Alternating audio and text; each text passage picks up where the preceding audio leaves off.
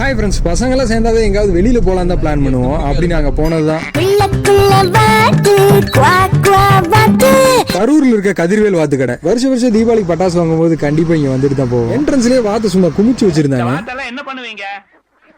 Engineering காலேஜ்ல சேர்த்து கம்ப்யூட்டருக்கு படிக்க வைப்பது. கடையோட ஆம்பியன்ஸ் ரொம்ப சிம்பிளா தான் இருக்கும். வருஷத்துல ஒரு நாள் மட்டும் தான் இந்த கடை லீவு. அதுவும் தீபாவளி பொங்கலுக்கு எல்லாம் கிடையாது. ஏதோ லோக்கல் ஃபெஸ்டிவலுக்கு மட்டும் லீவ் விடுவாங்க போல. நல்லா ஃபேனு கடியில சீட்டை போட்டு புரோட்டாக்கு வாத்து ஒருவலோட ஸ்டார்ட் பண்ணியாச்சு. ஒரு வாத்து சொல்லியிருந்தோம், பாதி செமி கிரேவி டைப், இன்னொன்னு வறுவல். செமி கிரேவி புரோட்டாக்கே தாக்கு பிடிக்கல, முடிஞ்சிருச்சு. அடுத்தது இந்த வறுவல் தான். டேஸ்ட் சும்மா வீட்டு சமையல் மாதிரியே தரமா இருக்கும். சொல்றதுக்கு அண்ணனை கூப்பிட்டா அடுத்த செட்டு இட்லி தோசைக்கு வந்தாச்சு. இந்த இட்லியை வாத்து கறிக்காக தான் கண்டுபிடிச்சது போல. அதோட காம்பினேஷன் வேற லெவலு.